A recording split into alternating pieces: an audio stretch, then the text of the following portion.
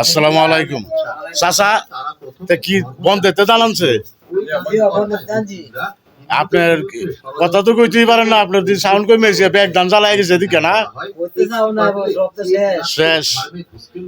প্রিয় দেশবাসী, বাংলাদেশের ধানের অবস্থা, বৃষ্টিতে 10 দিন যাবৎ বৃষ্টির পানিতে ধান জ্বালিয়ে গেছে। আল্লাহ, একই অবস্থা গৃহস্থের, গৃহস্থ কি করে চলবে?